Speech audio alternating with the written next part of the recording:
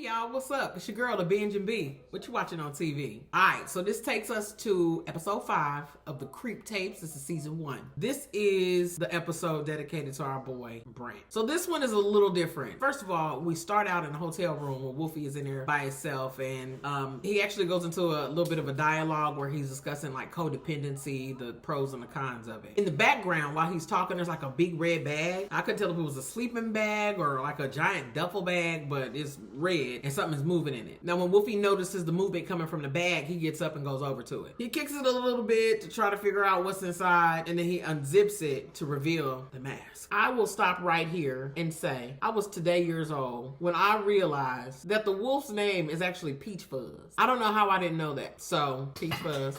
Now, when he takes Peach Fuzz out of the bag, he has like a dialogue with it. Basically, he's having a conversation that we can only hear his side of. It sounds like from the conversation that they're having, Peach Fuzz is convincing him that he needs him there. Wolfie's not trying to hear it. Now, he's offended at the idea, so he goes to the front door and hurls Peach Fuzz over the balcony's railing. And when he throws the mask out, he comes back in, and this is where we actually get our first introduction to Brant. He actually takes a photo out of Brant and reveals that this is going to be the first night that they meeting up. Right then, a guy knocks on the door. He opens the door and the guy asks for somebody else, like HP or something. Soon they both realize that they're not there for each other, but Wolfie actually tries to convince him to stay. Dude sizes him up and is like, hell no. So he leaves. When he closes the door from that first encounter, he goes back inside and he has like dialogue with himself where he's questioning why he let the dude go. This is where we start to see kind of a conflict between his ability to do what he does, whether he's with Peach Fuzz or whether he's by himself. This kind of ties back into the codependency conversation he was having at the beginning. This is where he starts to keep track of time, and he's realizing that Brant is like super late for the meeting. He calls him one time, he leaves a voicemail. The voicemail is pretty sweet, but then he calls him again and leaves another voicemail, basically letting him know that he doesn't appreciate him playing with his time. So he makes these calls while he's sitting on the couch. After he ends the second call, he actually starts hearing knocking coming from another part of the room. He gets up to look around to see where the sound is coming from, but something actually urges him to go out the front door. He goes out the door. Obviously his intention now is to go back and get Peach Fuzz. He actually makes it downstairs, and as he's looking in the trash can to see if somehow the mask ended up in there, Peach Fuzz scares him from the back. Now after Peach Fuzz scares the shit out of him, it cuts back to where they're back in the hotel room. They have a seat on the bed. Wolfie is sitting down eating his food. Peach Fuzz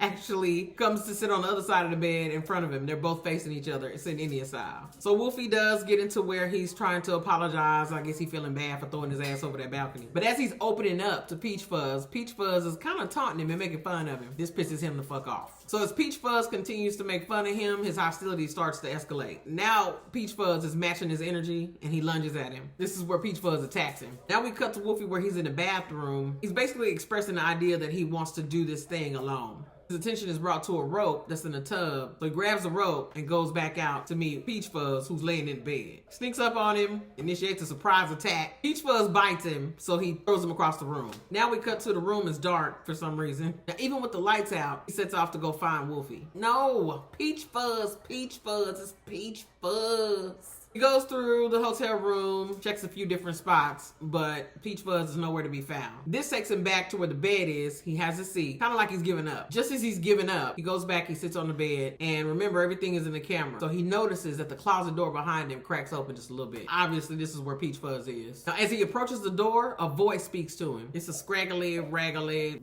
scratchy-ass voice. And the voice actually expresses to him how much he misses him, and he misses the old days, like when they was kids. Peach Fuzz even expresses the desire to go home. This is where Peach Fuzz asks Wolfie to let him out because he's locked inside the closet. Wolfie is like, I don't see no lock. So Peach Fuzz continues to coax him to open the door. Wolfie is contemplating leaving his ass in that closet, but Peach Fuzz is not with the idea. Just as it seems as though Wolfie is gonna leave him there, the door bursts open and he hits him with what looks to be a sledgehammer. This is where it cuts to Wolfie being tied up in the bathroom. He's attached to the safety handle in the shower. He's being repeatedly sprayed with water. Of course, he's begging to be set free. Finally, the water stops spraying and Wolfie is getting into this weird mode where he's starting to challenge Peach Fuzz. And you can hear Peach Fuzz grunting in the background as Wolfie starts to moan. So we got a rhythmic moan and grunt going on at the same time. And just as that's starting to heighten, there's a knock at the door.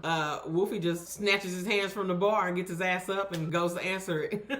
Now, outside of the door, we realize that this is Brant, who's finally showing up. Wolfie's on the inside of the door. BRANDT is on the outside. He left the door unlocked, and he's telling BRANDT that he wants him to come in. He's gonna count to 3. He does the countdown, and then BRANDT comes into the room. Well, just as the door swings open, an axe knocks his ass out. And that's the end of our boy BRANDT.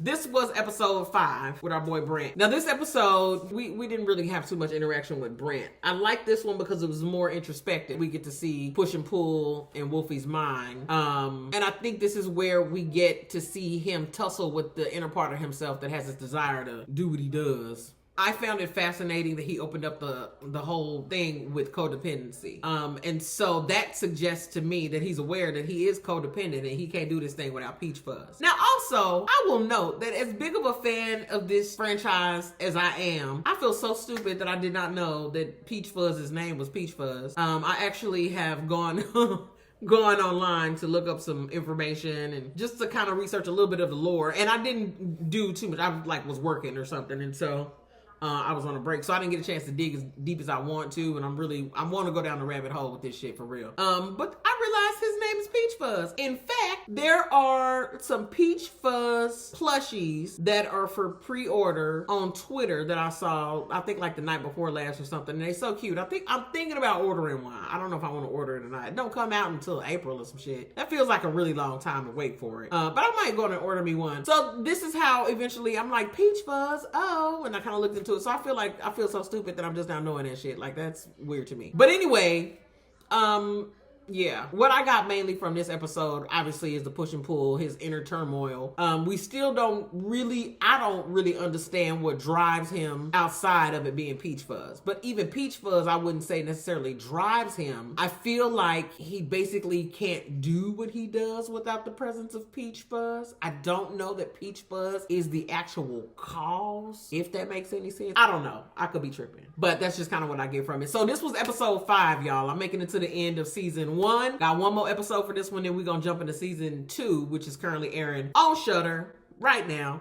That's all I got to say about this shit, y'all. It's your girl, the Binge and B. Finna go find me something else to watch on TV. Bye.